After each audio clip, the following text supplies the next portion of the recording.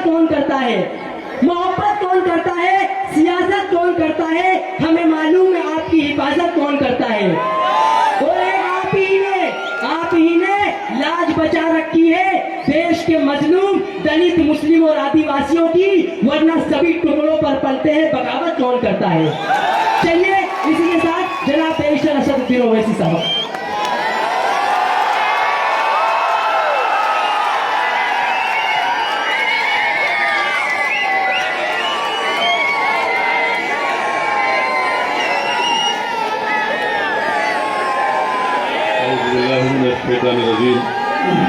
बिस्मिल्लाहिर्रहमानिर्रहीम। अस्सलामु अलैकुम वरहमतुल्लाहि वबरकातुहू।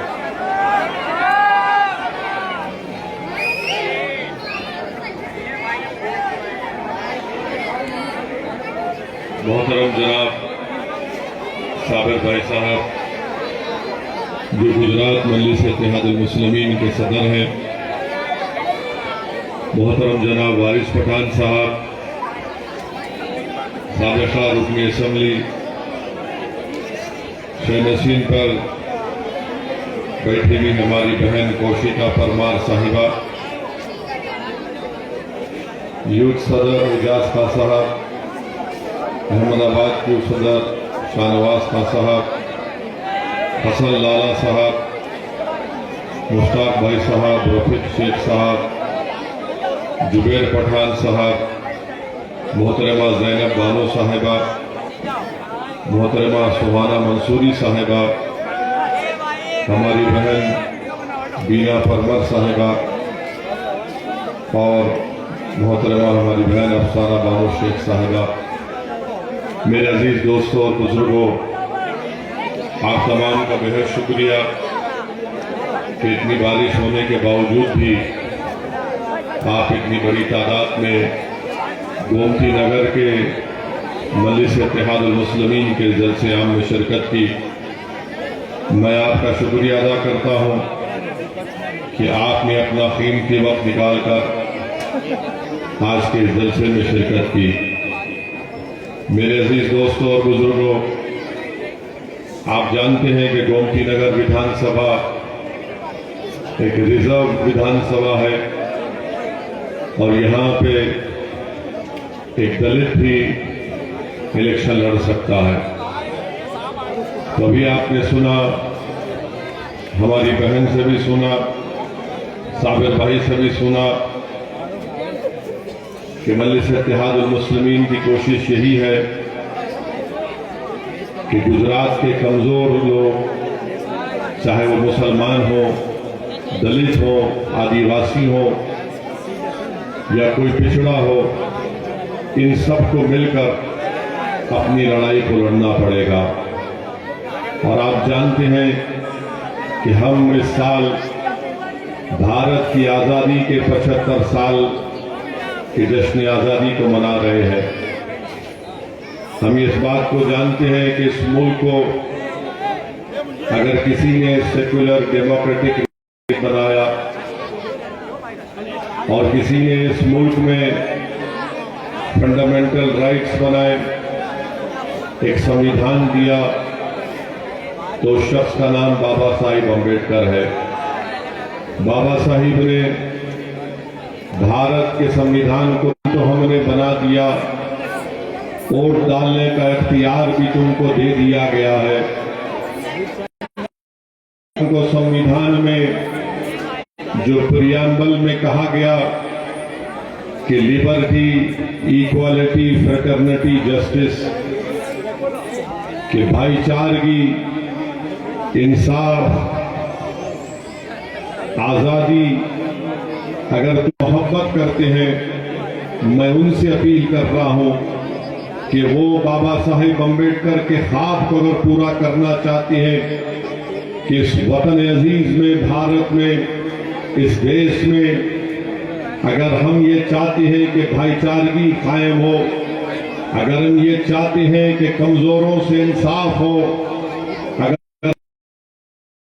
ज्यादती से हमको आजादी मिले, तो मैं उन तमाम अम्बेडकरवादी लोगों से अपील कर रहा हूं कि गुजरात के आने वाले विधानसभा में आप एक मर्तबा मजलिस का साथ दीजिए, ताकि कमजोर जब मिलेंगे तो वो मजलूमों की ताकत में इजाफा होगा, और जब कमजोर ताकतवर होकर गुजरात की विधानसभा में उसके इत्तेहाद और वोट की ताकत के बुनियाद पर जब उसका नुमाइंदा, उसका एमएलए कामयाब होकर जाएगा, तभी जाकर गुजरात की विधानसभा में गोमतीपुर के अवाम के तकालीफ, मसाइल, उनके प्रॉब्लम्स का होगा।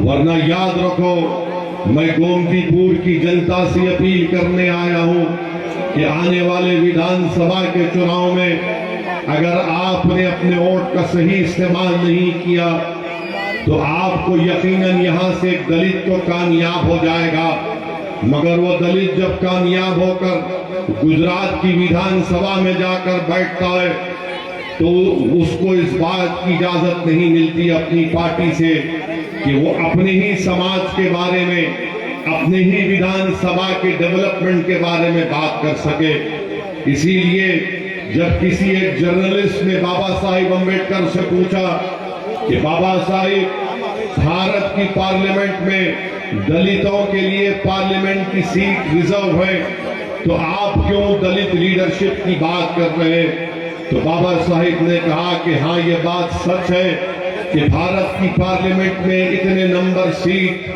पार्लियामेंट में दलितों के लिए रिजर्व कर दी गई है, मगर जब वो दलित जीतकर भारत की पार्लियामेंट में जाते हैं तो वो अपना मुंह कब खोलते हैं? बाबा साहिब ने सवाल किया, और बाबा साहिब अम्बेडकर ने कहा कि वो मुंह अपना उस वक्त खोलते हैं जब उनको अंगड़ाई लेना पड़ता है। मेरे अजीज दोस्तों और बुजुर्गों, अगर गोमतीपुर से अगर आप इंशाअल्लाह मुत्तहिद होकर अपना एक वोट मजलिस के कैंडिडेट के हक में इस्तेमाल करेंगे तो मैं आपसे वादा कर रहा हूं कि जो मजलिस का कैंडिडेट आपकी दुआओं से, आपकी मेहनत और जुस्तजू और आपकी वोट से कामयाब होकर जब गुजरात की विधानसभा में जाएगा गोमतीपुर से इंशाअल्लाह, तो मैं आपको वादा कर रहा हूं कि गुजरात की विधानसभा के दरो दीवार गोमतीपुर की जनता की आवाज से गूंजेंगे।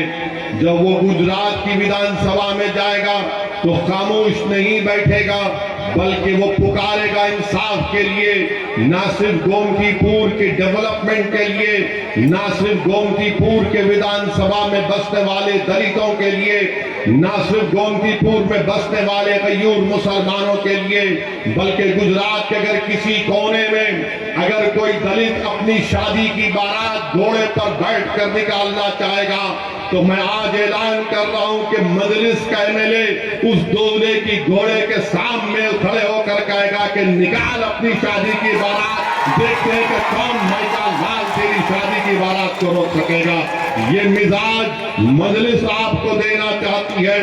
अब डर डर कर जिंदा नहीं रहेंगे, अब डर डर कर जिंदा नहीं रहेंगे, अब घुट घुट कर अपनी जिंदगी को नहीं गुजारेंगे, अपने आंखों में आंसू लाकर मायूसी को अपनाएंगे नहीं, बल्कि भारत हमारा वतन है और रहेगा।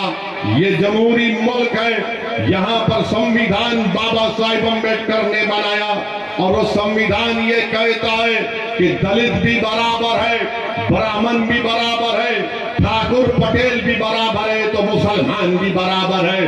कोई मुझसे बड़ा नहीं, कोई मुझसे छोटा नहीं। ये लड़ाई में कामयाबी अगर हासिल करना है मेरे अजीज दोस्तों, मेरी इज्जतदार माँ और बहनों, मेरे गयूर नौजवान साथियों, तो मैं आपसे अपील कर रहा हूं कि आप मुत्तहिदा तौर पर गोमतीपुर में जब विधानसभा के चुनाव होंगे तो आप मजलिस के कैंडिडेट के हक में अपना वोट का इस्तेमाल करिए। याद रखिए, सिर्फ वोट देना कामयाबी नहीं है। आप बरसों से सिर्फ वोट दे रहे हैं, आपने कभी वोट हासिल नहीं किया है। आज मजलिस आपके दरमियान में आकर कह रही है कि तुमने हमेशा वोट दिया है, आज तुमको वोट लेना है अपने लिए, अपने मुस्तकबिल के लिए, अपने बच्चों के इंसाफ के लिए, गोमतीपुर विधानसभा की डेवलपमेंट के लिए। मेरे अजीज दोस्तों और बुजुर्गों, गोमतीपुर की विधानसभा में आप जानते हैं कि यहाँ पर सिद्दी बशीर की एक मस्जिद भी है, और उसके एक मीनार के पास अगर खड़े होकर कोई एक मीनार के कमान को हिलाएगा तो दूसरे मीनार हिलते हैं ना, हिलते हैं ना, आवाज भी आती है। तो ये जो मस्जिद है, ये जो सिद्दी बशीर की मस्जिद है, इसको अगर मैं समझाने के लिए कह रहा हूं, ये सिद्दी बशीर की मस्जिद की मिसाल गुजरात के मुसलमानों के ताल्लुक से कह रहा हूं कि कोई आकर हमारे घर की एक कमान को हिलाता है तो हमारे पूरे घर हिल जाते हैं। मगर ये सिद्दी बशीर की मस्जिद इस बात की गवाह है कि जलजले आए तब भी मस्जिद को नुकसान नहीं पहुंचा, जलजले आए तब भी मस्जिद को नुकसान नहीं पहुंचा। हाँ, जब जालिम जुल्म करने के लिए आता है, इख्तिदार के नशे में चूर हो जाता है और कहता है कि मैं जो चाहे जुल्म करूंगा, मैं जिसको चाहे उसकी गर्दन को काट दूंगा, मैं जिसको चाहे उस महिला का बलात्कार करूंगा। मगर गुजरात के मुसलमान इन तमाम जुल्म को बर्दाश्त किए और ये सिद्दी बशीर की मस्जिद इस बात की मिसाल पेश करती है कि जालिम ने जुल्म किया, हमारे घरों को हिलाया, मगर हमारे घर हिले, मगर हमारे घर कभी निस्तो नाबूद नहीं हुए। जालिम ने आकर हमारे घरों को हिलाया, मगर उसमें इतनी हिम्मत नहीं थी कि हमारी जबानों से कलमे का खात्मा कर सके। जालिम ने हमारे घर को हिलाया, मगर उसमें इतनी ताकत नहीं थी कि हमारे दिलों से रसूलुल्लाह सल्लल्लाहु अलैहि वसल्लम की मोहब्बत को मिटा सके। जालिम ने हमारे घरों को मिटाने की, हिलाने की कोशिश की, मगर जालिम में इतनी ताकत नहीं थी कि औलिया अल्लाह की मोहब्बत हमारे दिलों से निकल जाए। जालिम ने हमारे घरों को हिलाया, मगर जालिम में इतनी ताकत नहीं थी कि तौहीद के पैगाम को हमारी नस्लों से निकाल सके। इसीलिए मैं कहता हूं कि तुम्हारी मिसाल सिद्दी बशीर की मस्जिद की तरह है। तुम सलामत थे और इंशाअल्लाह सुबह क़यामत तक सलामत रहोगे। मेरे अजीज दोस्तों और बुजुर्गों, मेरे अजीज दोस्तों और बुजुर्गों, आप जानते हैं कि गोमतीपुर में इस विधानसभा में स्कूल की जरूरत है, अच्छे स्कूलों की जरूरत है, अच्छे अस्पताल की जरूरत है। मगर यहां से आपने कांग्रेस पार्टी के विधायक को कामयाब किया, कामयाब तो कर दिया, मगर गोमतीपुर की जनता का क्या फायदा हुआ? आपने भाजपा को हराया जरूर, मगर आपको क्या फायदा मिला? अगर आप आने वाले विधानसभा के चुनाव में मजलिस को कामयाब करेंगे तो मैं आपसे वादा कर रहा हूं कि हम ना सिर्फ भाजपा को हराएंगे, बल्कि हम आपको बता देंगे कि गुजरात की विधानसभा में जाकर वो ऐसी आवाज बुलंद करेगा इंसाफ के लिए जो ना सिर्फ गोमतीपुर की जनता की इंसाफ की आवाज होगी, बल्कि उसकी आवाज पूरे गुजरात में गूंजेगी कि अब जुल्म नहीं हो सकेगा, अब कोई ताकत के नशे में चूर होकर कमजोरों को कीड़े मकोड़ों की तरह नहीं कुचल सकेगा। अब हम जुल्म को बर्दाश्त नहीं करेंगे, हम भारत में अपने हक को हासिल करेंगे। जो संविधान बाबा साहिब ने बनाया उसके मुताबिक सबको इज्जत की जिंदगी मिलनी चाहिए। मैं आपसे वादा कर रहा हूं कि आपकी इज्जत हमारी इज्जत रहेगी, आपकी तकलीफ हमारी तकलीफ होगी। इसको लेकर हम आगे बढ़ रहे हैं। मेरे अजीज दोस्तों और बुजुर्गों, इसीलिए मैं आपसे अपील कर रहा हूं कि आप मजलिस के हक में अपनी तारीफ करिए और याद रखिए ये कांग्रेस पार्टी क्या है? कांग्रेस पार्टी एक गोडाउन है, कांग्रेस पार्टी एक गोडाउन है और उसमें से जो कोई निकलता है भाजपा में जाता है। जो कोई कांग्रेस के गोदाम से निकलता है वो कांग्रेस पार्टी में जाता है। अब हम गुजरात में इलेक्शन लड़ रहे हैं तो जब कभी भी मीडिया हमसे बात करती, मीडिया हमसे पूछती है कि कांग्रेस ने ये कहा है कि ओवैसी आने से वोट डिवाइड होंगे और भाजपा को फायदा होगा। हम उनसे पूछना चाहते हैं कांग्रेस पार्टी से, आप आपके 17 विधायक जिसको गुजरात की जनता ने वोट देकर विधायक बनाया, वो तमाम के तमाम जीतने के बाद नरेंद्र मोदी के गोद में बैठकर अभी भी चाय पी रहे हैं, अभी भी चाय पी रहे हैं। अमित शाह उनको गुलाब जामुन खिला रहे हैं और हम पर इल्जाम लगाते कि ओवैसी आए तो ऐसा होगा। अरे तुम्हारे विधायक अमित शाह और मोदी से मिले हुए हैं। जब हमारा विधायक कामयाब होगा इंशाअल्लाह ताला तो वो एक टेबल पर मोदी के सामने बैठकर आंख में आंख डालकर कहेगा कि भारत के संविधान के तहत इंसाफ होना चाहिए।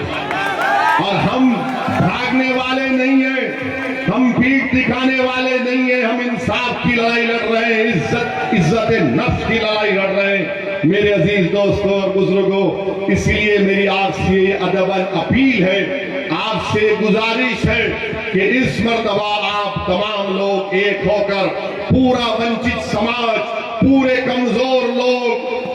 कमजोर लोग एक साथ होकर गोमतीपुर से मंजलिस के विधायक को कामयाब करिए। बहुत सी पार्टी आएंगी, कोई ये वादे करेगा, कोई और वादे करेगा। बहरहाल वादे करना उनका काम है और चुनाव के बाद आप जानते हैं कि कोई आपको नजर नहीं आता। चुनाव से पहले तो वादे करेंगे आसमान से तारे तोड़कर ला दूंगा। आप कहेंगे कि भैया गोमतीपुर में साफ पानी नहीं आता, तो कोई पार्टी का बोला कि माता जी तुम पानी की बात कर रहे, मैं चांद से मट्टी लाकर तुम्हारे चरणों में रखूंगा। मगर जब चुनाव हो जाता है कुछ नहीं मिलता। इसीलिए मैं आपसे अपील कर रहा हूं कि इस बार आपको सोच समझकर अपने सियासी फैसले करने की जरूरत है। वहीं पर मेरे अजीज दोस्तों और बुजुर्गों, आप जानते हैं कि अहमदाबाद म्युनिसिपल कॉरपोरेशन ने 19,370 प्रॉपर्टीज को प्रॉपर्टी टैक्स नहीं देने के लिए उनको सील कर दिया, उनको बंद कर दिया। हम बीजेपी से पूछना चाहते हैं, भारत के प्रधानमंत्री से पूछना चाहते हैं, नरेंद्र मोदी जी ये कौन सा इंसाफ है कि 19,370 प्रॉपर्टीज को जो प्रॉपर्टी टैक्स नहीं दिया आपने उनको बंद कर दिया? क्या ये जुल्म नहीं है? बताइए। आज अगर गुजरात और देश में गरीब परेशान है, नौजवान बेरोजगार है, कीमती आसमानों को छू रही है, तो फिर इसका जिम्मेदार क्या भाजपा नहीं है? अरे प्रॉपर्टी टैक्स नहीं दिए तो टाइम देना था या माफ कर देना था कि चलो चुनाव आ रहे, हम प्रॉपर्टी टैक्स को गरीबों के लिए माफ कर देते, मगर वो भी नहीं करना चाहते हैं। इससे आप अंदाजा लगा सकते हैं कि क्या हो रहा है। मेरे अजीज दोस्तों और बुजुर्गों, एक और बात जो मैं आपके सामने बड़ी जिम्मेदारी के साथ रखना चाह रहा हूं कि अभी साबिर भाई ने मुझे बताया कि दलितों पर जुल्म गुजरात में बहुत हो रहा है, मगर दलित भाइयों पर भावनगर जिले में सरपंच को वलाबीर पुलिस स्टेशन में केस रजिस्टर हुआ। 2 लोगों ने मिलकर मलदुराई के सरपंच को मारा और पीटा, और उन्होंने क्यों उस पर हमला किया? क्योंकि बाबा साहिब अम्बेडकर के नाम पर एक हॉल बना रहा था। केस तो रजिस्टर हो गया। 24 जुलाई को केस रजिस्टर हुआ, मगर अब तक किसी की गिरफ्तारी अमल में नहीं लाई गई। अगर उस जगह पर अगर मुसलमान होते या दलित किसी पर हमला कर देते तो अब तक वो गिरफ्तार करके जेल में पहुंच जाते, मगर ये फुर्ती, ये तेजी, ये हरकत जब दलित और मुसलमान पर हमला होता है तो हजरत पुलिस खामोश बैठ जाती है। ये क्यों खामोश बैठती है? क्योंकि आपकी आवाज उठाने वाला कोई नहीं है। और फिर आप ये भी जानते मेरे अजीज दोस्तों और बुजुर्गों कि अहमदाबाद जिले बरवाड़ा में डुप्लीकेट शराब पीने की वजह से 13 दलित भाइयों की मौत हो गई। देश के प्रधानमंत्री, काश आप 500 और 1000 की नोट निकालने के बजाय बोलते कि पूरे देश से शराब और डुप्लीकेट शराब को मैं बंद कर रहा हूं। मगर देश के प्रधानमंत्री ने कहा 500 गई, 1000 गई, मगर पैसा तो सबके पास अभी है। मगर कौन मर रहा है डुप्लीकेट शराब पीकर? बरवाड़ा में 13 दलित लोगों की मौत हो गई। बताओ भाजपा वालों, ये गांधी का देश, ये गांधी की सरजमीन, सरदार पटेल की सरजमीन, ये अजीम लोगों की सरजमीन, यहां पर डुप्लीकेट शराब मिल रही है, बल्कि ऑफिशियली भी मिलती है सुना मैं यहां पर। और मेरी नजर में शराब को मैं शराब नहीं कहता हूं, क्या कहता हूं उसको? कुत्ते का पेशाब। वो हमारे लिए हराम है, मुसलमान नहीं पी सकता, उसको हराम है, गुनाह है। मगर अगर कोई पीता है रोज शाम में कुत्ते का पेशाब, तो तुमको मुबारक हो, कुत्ते का पेशाब। मगर ये डुप्लीकेट शराब से बरवाड़ा जिले में 13 दलितों की मौत हो गई। क्या कर रहा है भाजपा की हुकूमत गुजरात में, क्या कर रही है? मेरे अजीज दोस्तों और बुजुर्गों, जैसा कि मैंने आपसे कहा कि हम इस साल भारत की आजादी के 75 साल को मनाए हैं। मैं पूछना चाहता हूं भाजपा के लोगों से कि क्या आप जानते हैं आरएसएस के लोग, अभी आरएसएस के लोग तो कभी भारत की आजादी में कुछ नहीं किया उन्होंने, ना लठ पिराए, ना चड्डी पहनकर पिराए, कुछ नहीं किया उन्होंने। देश की आजादी में आरएसएस का कोई रोल नहीं था। अब गुजरात की सरजमीन पर मैं पूछना चाह रहा हूं भाजपा के लोगों से, मुझे जी गांव में क्या जानते हैं भाजपा वाले शाहबेग मकरानी कौन थे? अहमदाबाद से 150 किलोमीटर है, मुर्दती एक जगह है। शाहबेग मकरानी कौन थे? शाहबेग मकरानी एक हिंदू ठाकुर था, राजा था।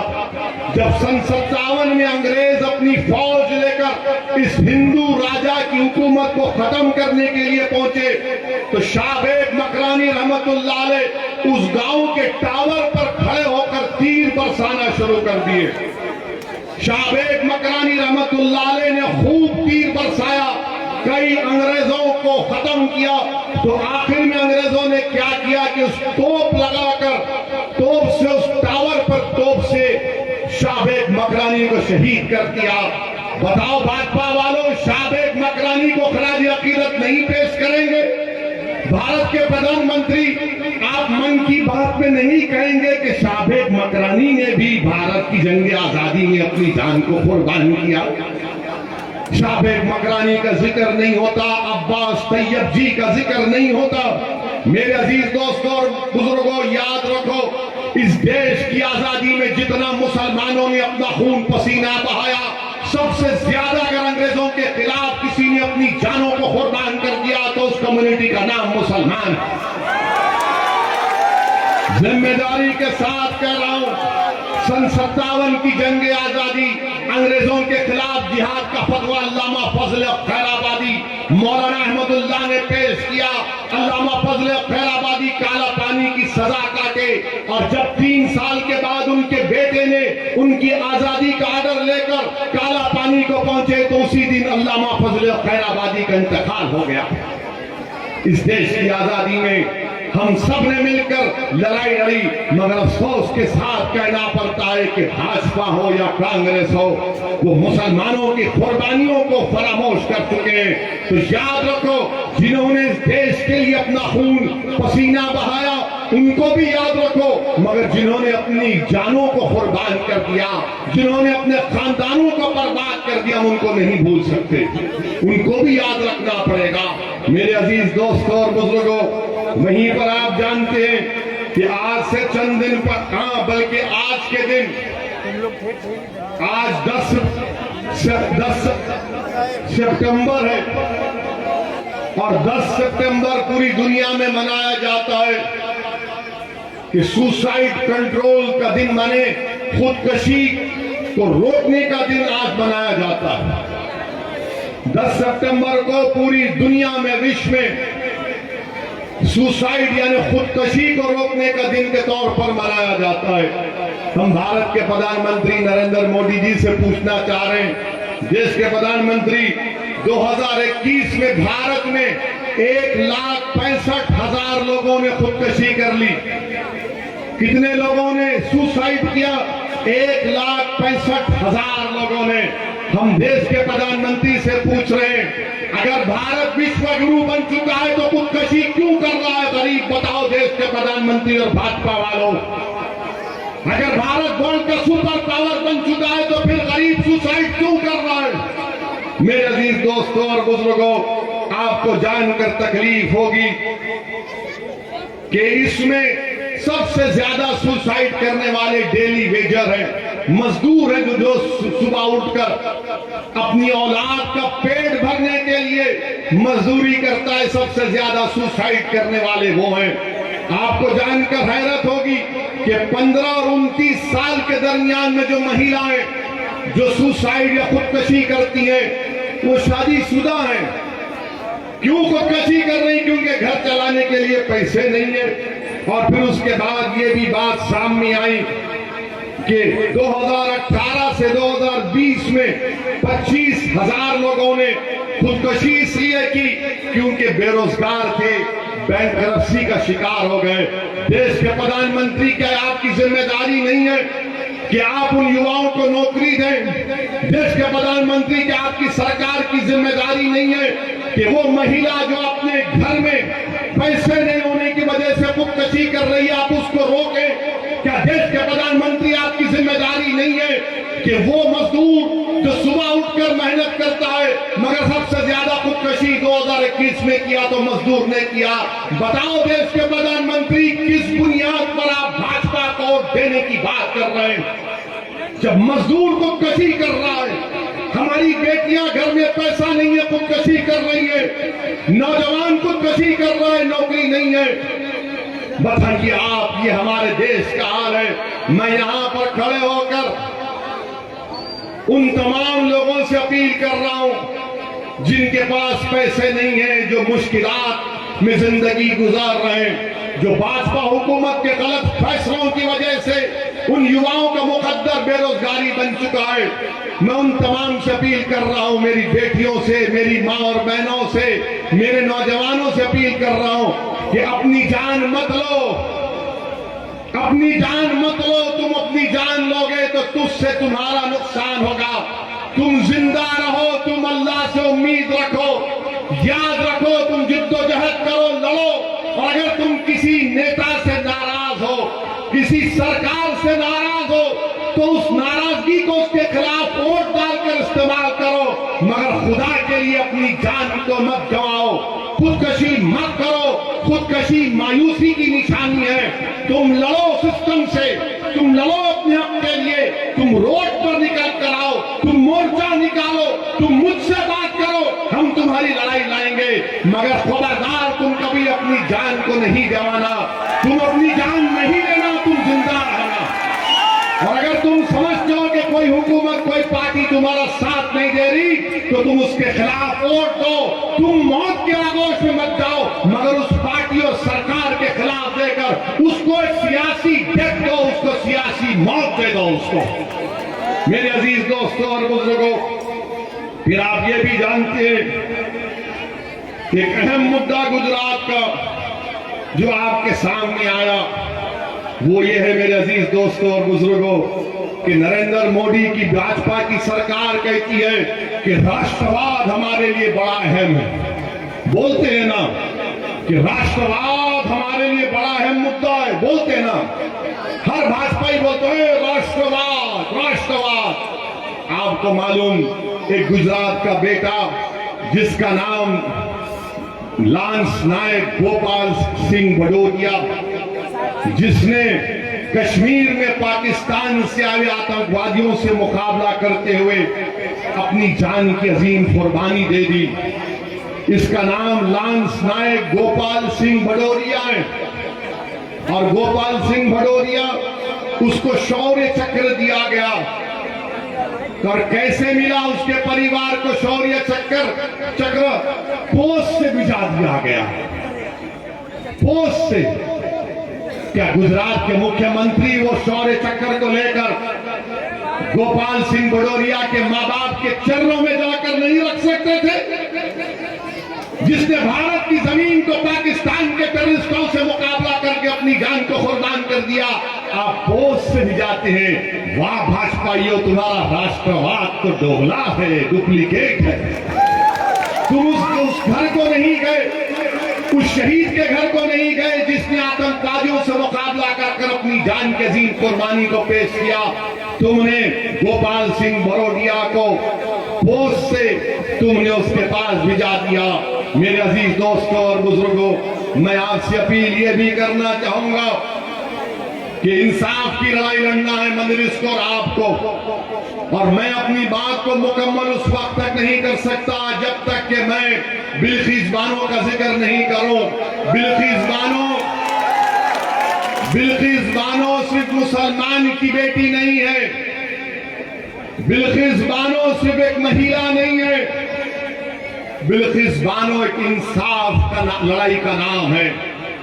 जिस महिला को जो 5 महीने की प्रेग्नेंट थी, बड़ी तादाद में मैं नौजवानों को देख रहा हूं, शायद नौजवान तुमको याद नहीं होगा बिल्किस बानो का वाकया। बिल्किस बानो 5 महीने की प्रेग्नेंट थी। बिल्किस बानो के साथ 3 साल की बेटी थी। बिल्किस बानो के साथ उसकी मां थी, और दंगाइयों ने बिल्किस बानो को रोककर उसकी इज्जत लूटी, उसका बलात्कार किया। बल्कि जी नहीं भरा तो बिल्किस बानो की मां का भी बलात्कार किया। जब जी नहीं भरा तो बिल्किस बानो के साथ जो महिला थी उनका भी बलात्कार किया। और इन जालिमों का दिल नहीं भरा तो उन्हें बिल्किस बानो के सामने उसकी 3 साल की बेटी के सर को एक पत्थर पर मारकर उसका कत्ल कर दिया। इस पर भी दिल नहीं भरा इन जानवरों का तो उन्हें बिल्किस बानो की मां और दूसरे महिलाओं का कत्ल कर दिया। बिल्किस बानो रात के अंधेरे में छुप छुप कर आदिवासी भाइयों बहनों के पास गई, उन्होंने उसको कपड़ा दिया। बिल्किस बानो ने कुछ वक्त की गुजरात की पुलिस के पास जाकर उसके शौहर को मैं सलाम करता हूं। बिल्किस बानो ने कंप्लेन की तो पुलिस ने कंप्लेन नहीं दिया। बिल्किस बानो ने कंप्लेन दी तो दवाखाने में जब किसी का बलात्कार होता है तो उसका सही तरीके से इलाज नहीं हुआ। बिल्किस बानो डटी रही, अपनी इज्जत की लड़ाई बिल्किस बानो नहीं लड़ रही थी, बिल्किस बानो इंसाफ की लड़ाई लड़ रही थी। महाराष्ट्र में मुकदमा चला, ट्रायल कोर्ट ने सजा दी, हाई कोर्ट ने सजा को बरकरार रखा, तो नरेंद्र मोदी की भाजपा ने, गुजरात की भाजपा की सरकार ने अपनी रिमेशन पॉलिसी के तहत इन जालिमों को, जिन्होंने बिल्किस बानो के साथ इस तरह का बर्ताव किया और जिन्होंने बिल्किस बानो की इज्जत लूटी, कौन थे वो लोग तुम जानते नौजवानों? वो बिल्किस बानो के पड़ोसी थे, जिसको बिल्किस बानो चाचा कहकर पुकारती थी। जिस दिन बिल्किस बानो का रेप हुआ, बलात्कार हुआ, बिल्किस बानो उसकी दुकान से खरीदी हुई चूड़ियां पहनी हुई थी, और जिसने बिल्किस बानो को अपनी बेटी समझकर चूड़ियां बेची थी, उसी जालिम कुत्ते ने बिल्किस बानो की इज्जत लूटी, और इन कुत्तों को भाजपा की सरकार ने रिहा करवा दिया। बताओ भाजपा की सरकार, आप ऐसे कुत्तों को छोड़ते हैं जो महिलाओं का बलात्कार करते हैं? कहां गई आपकी इंसानियत? कहां गई आपकी इंसानियत? बिल्किस बानो मुसलमान का इशू नहीं है, बिल्किस बानो महिलाओं का इशू नहीं है, बिल्किस बानो इंसाफ का मुद्दा है। और इंसाफ पुकार पुकार कर भारत के प्रधानमंत्री से पूछ रहा है कि बताओ भारत के प्रधानमंत्री, आपने कहा था कि बेटी बचाओ, क्या बिल्किस बानो आपकी बेटी नहीं थी? प्रधानमंत्री बताओ हमको आप, क्या बिल्किस बानो आपकी बेटी नहीं थी? भाजपा वालों, क्या बिल्किस बानो से जो बर्ताव किया गया, बताओ क्या जुल्म हुआ बिल्किस बानो पर? आज बिल्किस बानो अपने गांव को जाने से डरती है, बिल्किस बानो अपने गांव को जाने से डरती है। और क्या कांग्रेस ने बिल्किस बानो का नाम लिया? तुमने सुना कांग्रेस के नेताओं की बिल्किस बानो का नाम? किसी और को झाड़ू वाले ने नाम लिया, बिल्किस बानो का नहीं लेंगे। क्यों नहीं लेंगे? क्योंकि इनको मालूम ये लोग कुछ भी हो जाओ गुलाम है, हमको और डालेंगे। मैं तुमसे अपील कर रहा हूं कि तुम सिवाय अल्लाह के किसी के गुलाम नहीं हो, तुम किसी के गुलाम नहीं हो। मेरे अजीज दोस्तों और बुजुर्गों, ये बिल्किस बानो से ऐसा किया गया। और बताइए, भाजपा की नरेंद्र मोदी की सरकार दिल्ली में उसकी इजाजत दे दी कि हाँ इनको छोड़ दो। और क्यों छोड़ा गया इन जालिमों को? इन जालिमों को क्यों छोड़ा गया? क्योंकि छोड़ने वाले ने कहा कि ये ब्राह्मण थे, संस्कारी थे। किसी एक महिला की बलात्कार करना संस्कारी काम है?